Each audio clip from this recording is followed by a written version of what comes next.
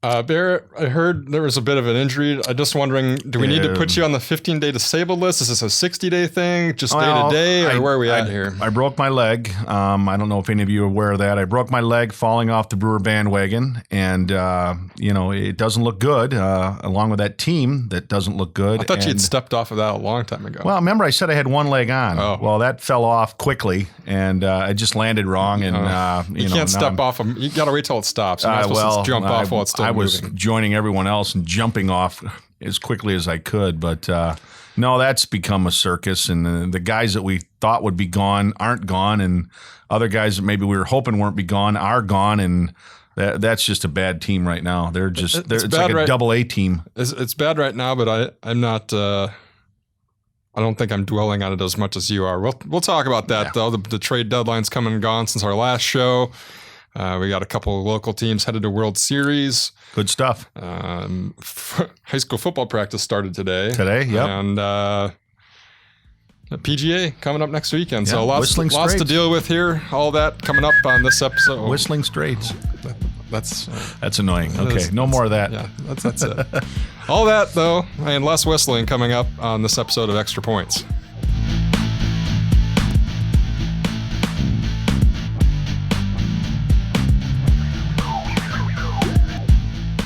Well, Bear, the trade deadline has come and gone. What the Brewers did some of what we thought they were going to do. They did make quite a few moves. They did, and tried to replenish their farm system by getting rid of some of those big contracts and guys who were in later years of their contracts. But you don't sound all that impressed with their moves. Well, I mean, the two biggest guys that had to go, Loesch and Garza, are still there and still pitching. Although council says now that Loesch may be done. Yeah.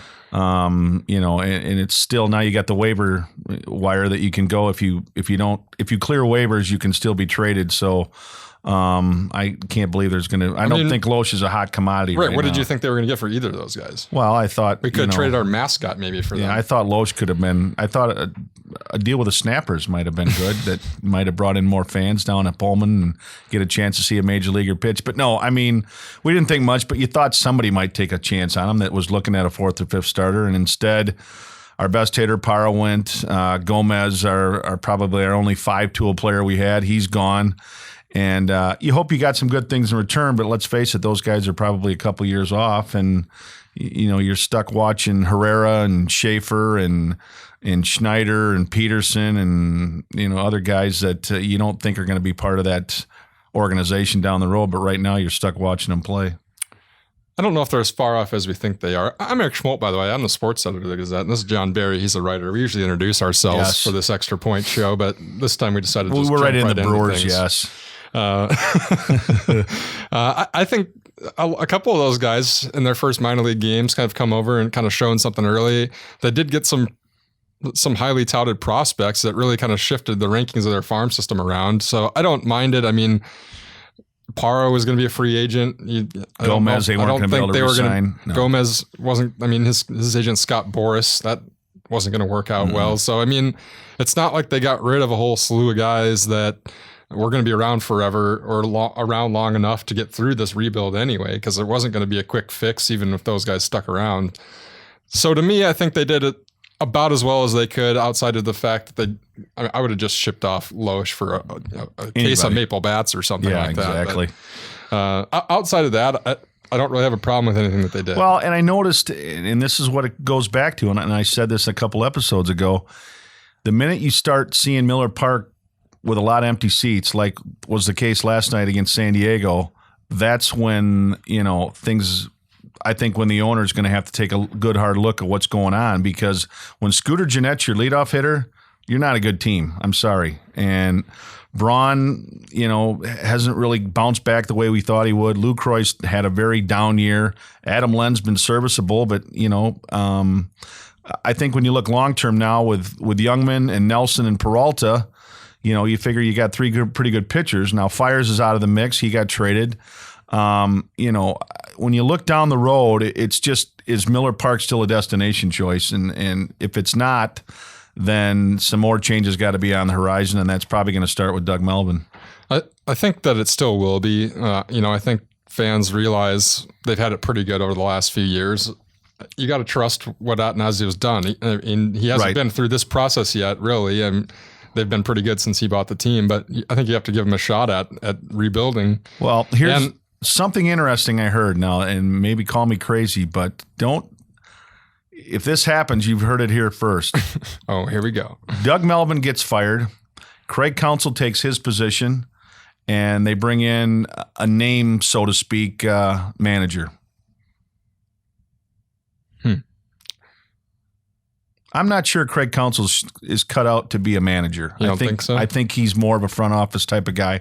Nothing against him. I think the Brewers are playing hard, but they're not a good team, and I think they need somebody in that position that's been in baseball, that's, managerial ranks wise has been there and done that. And I think Counsell's better suited in the front office. And I think, again, this is what I've heard on a couple of Twitter, that Melvin is gone and Counsell moves into his spot, and then they bring in a big name manager. I don't know why you would bring in a big name manager yet, because they're not going to have a whole lot of tools to work with. Maybe that's why you bring in a big name manager. That's somebody that can, work with them and get them to that level. Now, who that is, I don't know. I don't know who's out there. Maybe a Ron Gardenhire.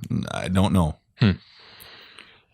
Well, it would be interesting. I think the draw for people next year will be seeing the young pitching, seeing some of these guys that they just traded for who are probably going to have to get a shot, because Phillips. I mean, nobody's going to come to. I don't think people are going to the Diamond to see Shane Peterson, and you can't have an outfielder that's hitting one home run a year. That's not going to work. No. Some of these guys that are giving time in the infield, it's like, I'm glad they're getting their shot, but these aren't major league player, everyday baseball. And players. How long is the leash on Chris Davis?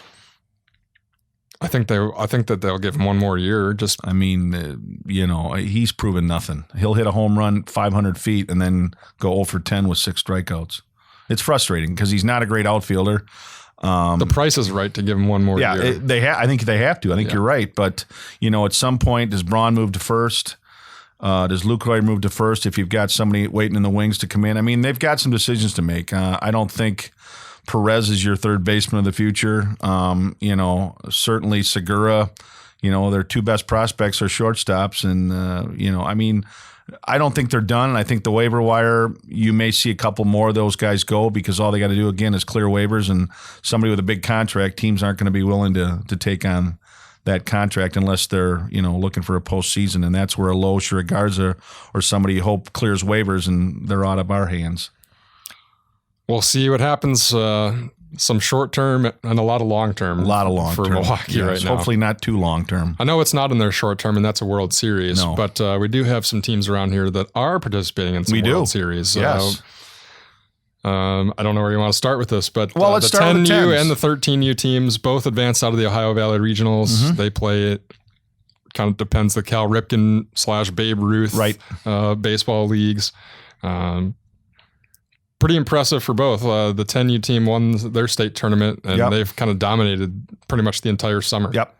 And a team that really, talking to Coach Matt Street, a team that really, kind of what they did early in the summer was they separated into 25 kids into 2 different teams, and then they took the best players and put that on the tournament team. And Coach Street said once they hit the Verona tournament, which was their last tournament before going to the state tournament, he said it's almost like a light went off, and they started to understand that we got a chance to be pretty good. And then they went up the state tournament and just bulldozed their way through. 76-7 they outscored opponents. Had one close game at the Ohio Valley Regional. That was against Southeast Lexington, which is probably one of the premier youth programs in the country, and now get a chance to go to the World Series in Jonesboro, Arkansas. And there's teams from California, Florida, Texas, Washington, Maryland. Let's face it, it's the best of the best. And you get to that point, I think a lot of times, boy, we're going to the World Series. But in talking to Matt, I get the sense that they got a feeling they can make it a pretty long run down there. It's a team too that they pretty much have it all. They do. Fielding, pitching, hitting. It's not something where they won games 20-15 or anything like that. No. They've hit the ball. They've helped their numbers. Their numbers are staggering, and it doesn't matter which ones you're looking at. I think the pitching, they've allowed 15 runs in 10 tournament games. 5 walks in 10 games. For 10-year-olds to walk 5 guys in 10 games is incredible. The defense has only committed 5 errors, and the offense is averaging more than 10 runs a game. So, I mean, pick your poison. Not a big, powerful team, and Matt said that with the dimensions down there at 200, he said that may hurt them a little bit because he said the bigger the field, the more balls we hit into the gap that allows us to run a little bit more with our doubles and triples. But he said, we like to play small ball. We don't play for the big inning because he said we're quick enough we can do that. It starts with Jake Schaffner, who's their, I think certainly the best player on that team. He plays shortstop or pitches, and he kind of is the catalyst. But you go up and down that lineup, and everyone has contributed. There's not a kid on that 12-man roster that at some point hasn't been a key cog in them winning games. And then the 13Us, the 10, starts this weekend, right? Starts Saturday at 1 o'clock. They play Kennewick, Washington. Kennewick, Washington. Yep, the Pacific Northwest champion. And then the 13Us wait a week. They start the next weekend, the 22nd, is it? It's the same setup. They start that following Saturday in Jamestown, New York. Or it's the 15th to the 22nd. 22nd, right, yep. And they didn't win their state tournament. But made it into the Ohio Valley Regional because they were the host team here. Yep. And found a way to march right through the bracket and win it all. Yeah, and Tom Davey, their longtime manager and a guy that's been around Janesville baseball for a long time. They caught a break at the Ohio Valley Regional when Bayport, the Wisconsin state champion, and a team out of Kentucky played 14 innings or 13 innings and used up their pitching. And so Janesville was able to sit back and I think they 10-run somebody. And in that case, Kentucky got to the championship game. It was down to their fourth or fifth pitcher, and Janesville took advantage. And Tom's going to the World Series for the first time. And I was out there for that championship game. Pretty crazy. I mean, the bases were loaded for the other team like every single inning. It seemed like, and they would allow 0 or 1 runs, and it was just like, okay, at some point one of these bases loaded is going to come back to bite them, but it never did. And it was pretty cool just to see. I know Ohio Valley Regional Tournament here, and I think they've got more on the schedule coming up. But just to see everything, a big week or long weekend of baseball out at the Janesville Youth Sports Complex. And obviously I haven't had a chance to talk to Tom about his team because the 10s are going first, so I got to know them a little bit more in depth this week and talking to Matt Streed. But certainly, a team coached by Tom Davey is going to fundamentally do things right, and they'll play good defense and pitch, and let's just say they'll be in games. That's not a team that's going to get blown out by any means. And certainly, for them to go out there and have a chance to compete with the best of the best, what more can you say about the Janesville Youth Baseball program when you've got 2 teams playing in a World Series? I mean, that's pretty good stuff. I think the thing that struck me from the 13U team is that I don't know if there's really a superstar on it, but there seem to be guys that pull their weight every game. Yep. It's, if one guy isn't getting it done, somebody else is doing it. And you like to have that versatility and the up and everybody's just consistent up and down the lineup. And I think Tom will be the first to tell you, as long as he's been doing this and as many great tournament teams as he's had, this probably isn't his best team.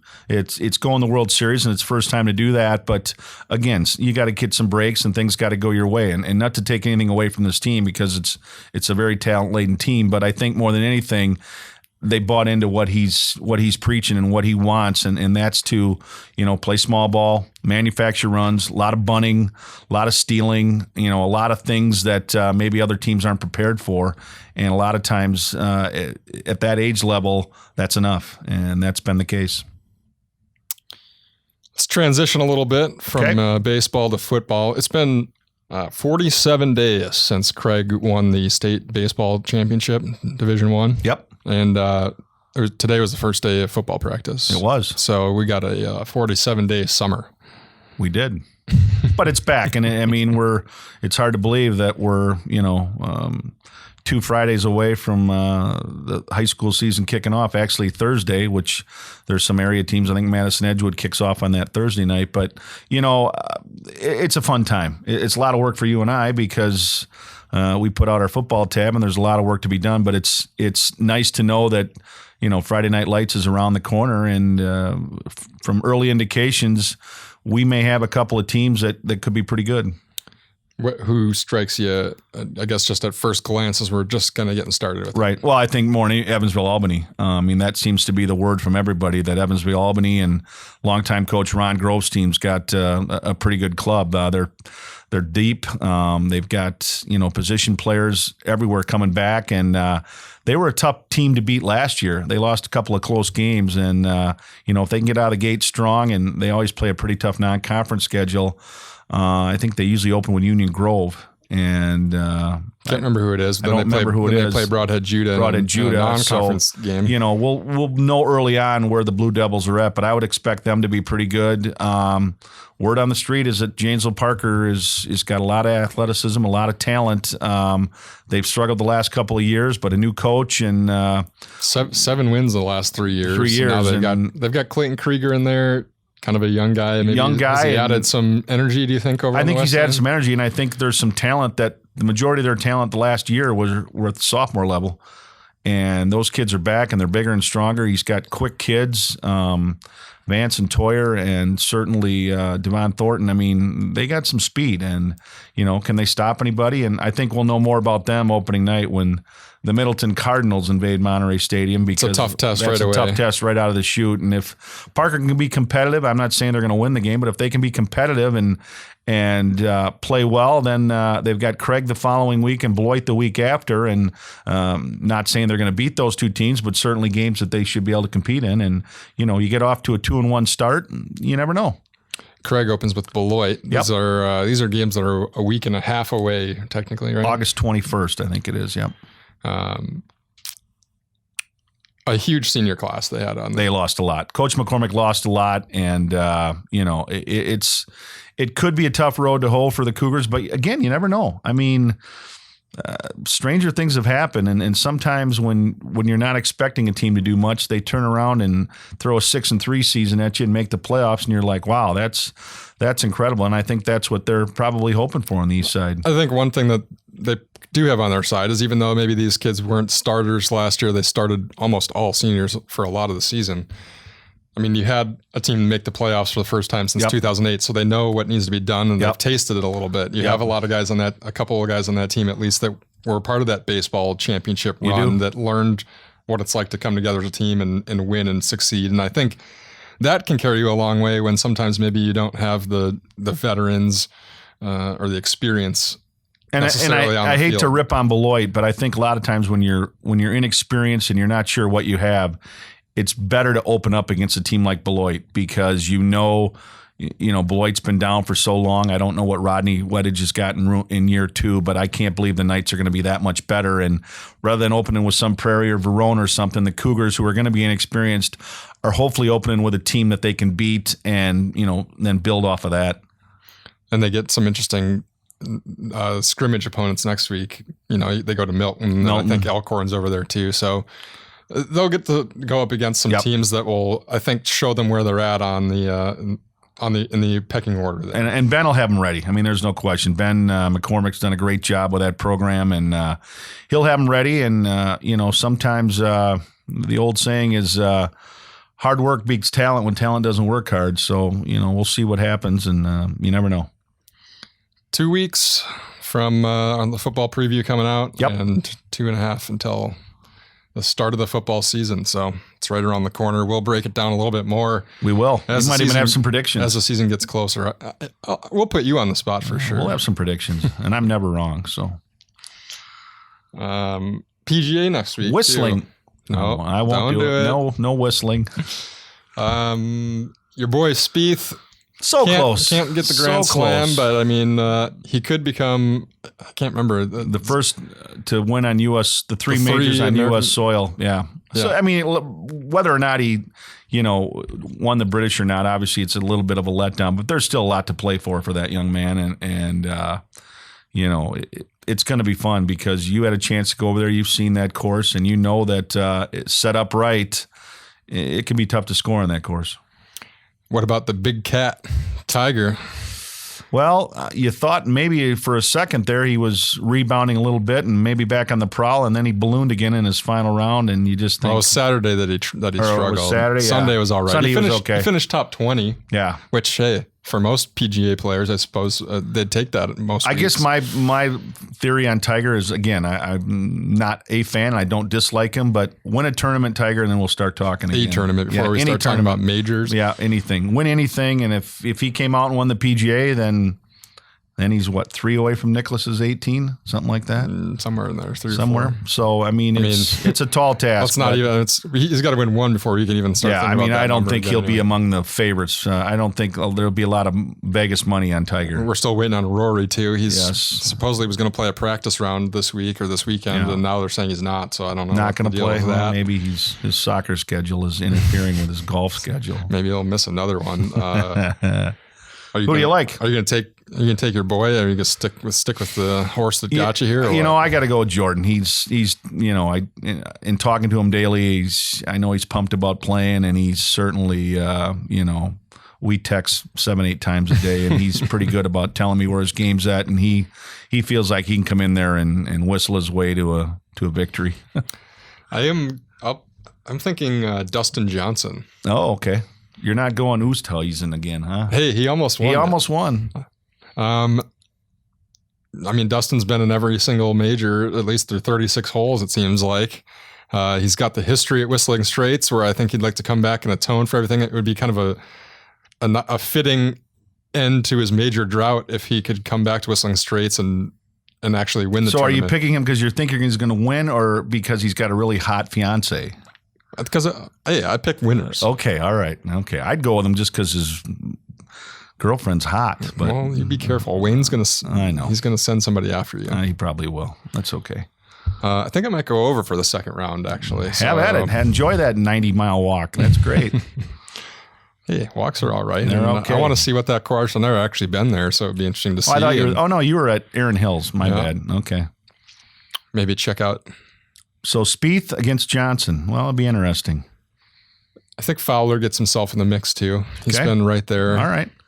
I kind of like, I guess my dark horse would be Jason Day. Okay. All right. It's the same. It's the same cast of characters that have been there. Brooks Koepka, but maybe. His vertigo's better now. So now that his vertigo's better, he's better. Now we just got to get your leg all better. I get my leg better, and they thought they may have to amputate, but fortunately they were able to save it. So anybody, if you see him out at a football practice, then just kick him in it. Just kick him, yep. Yeah. Or if you know of any other bandwagons I could jump on, let me know. I'm getting on the Evansville-Albany bandwagon right now, though. I'm telling you that. Get on before the season even starts. Right. That'll do it for this week. We'll be back in a couple of weeks as we preview the entire football season and week 1 of the football schedule. Get everybody ready for what should be a pretty fun football season. Should be a good fall. Even though it's here a little faster than we might have liked. Yep. And I think a lot of this is going to be a good fall overall just in sports. I think there's a lot of talent in the area. And I think besides football, there's going to be some good moments. Sounds good. We'll be back here. We'll see you then. You can check us out on GazetteExtra.com or on iTunes or YouTube or Facebook, whatever you want. Gazette Extra. You might even find us on Twitter every now and then. Yeah.